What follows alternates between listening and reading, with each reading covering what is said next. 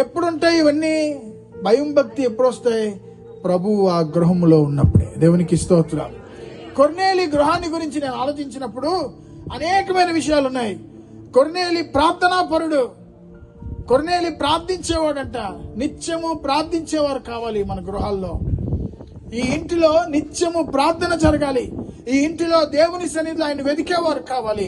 దేవుని కొరకు నిలబడేవారు కావాలి. దేవుని సన్నిధిలో దేశం కొరకు, ప్రజల కొరకు, గ్రామం కొరకు, ఇక్కడ ఉన్న వారందరి కొరకు ఈ గృహము ప్రార్థించే గృహముగా ఉండాలి. హల్లెలూయా. ఎన్ని గృహాలున్నా ఈ గృహము ఒక బండ మీద కట్టబడిన గృహముగా, ఈ గృహము క్రీస్తు అనే పునాదిపై కట్టబడిన గృహముగా, ఈ గృహము యేసు క్రీస్తు కొరకు నిత్యము ఆయన సన్నిధిలో ధూప దీప నైవేద్యములు అర్పించుచు, ఆయన సన్నిధిలో ప్రార్థన హోమములు కలిగి ప్రతి నిత్యము దేవుని సన్నిధిలో ప్రార్థించి అంగలార్చే గృహముగా ఈ గృహం ఉండాలని ప్రభు కోరుకుంటున్నాడు. హల్లెలూయా, హల్లెలూయా. కొర్నేలి తన యొక్క ఇంటి వారందరితో, నాట్ హిమ్ అలోన్, ఒక్కడు కాదు, తన ఇంటి వారందరితో కలిసి దేవుని సన్నిధిలో ప్రార్థిస్తున్నాడంట.